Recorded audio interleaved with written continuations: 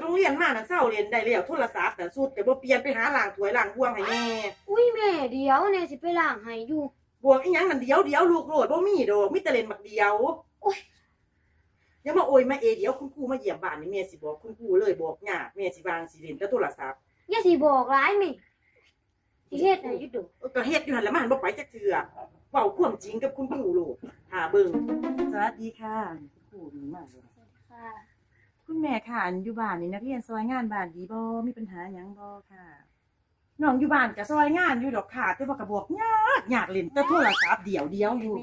เอาเว้าความจริงมันครูสิไปตัวจังได๋เฮ็ดซอยอยู่ค่ะทั้งซอยนี่ก็บอกยากเฮ็ดหลายโทรศัพท์นั่นน่ะอันคุณแม่เดซันค่ะปกติเฮ็ดอีหยังคุณแม่อยู่บ้านปกติเฮ็ดหยังค่ะอันอยู่บ้านแม่ก็หาเล่นให้โลดเล่นพอเล่นไผนี่จ้ะเฮ็ดหยังเอ้าแม่มาบอกความจริงครับโกหกอุ้ยอันยามว่างดอกค่ะจังไปผู้เทื่อเลยค่ะบ่มีเวลาว่างเฮ็ดงานอยู่ฮอดงานไปก็จังไป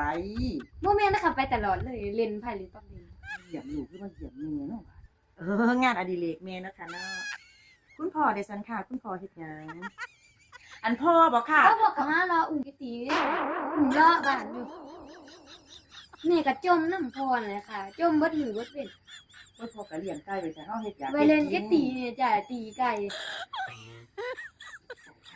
เนี่ยเพิ่นมาบอกความจริง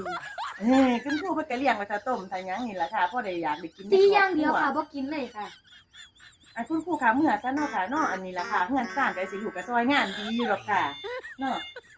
อยากซอยงานดีอยู่ค่ะเว้าง่ายค่ะแม่นค่ะคุณครูเมื่อก่อนเด้อซันเด้อค่ะเด้อโอ้ยครอบครัวสุขสันต์เนาะค่ะมื้อใดไปไต่กกแตกก็จังกีนไปหาคุณครูเด้อเสาร์อาทิตย์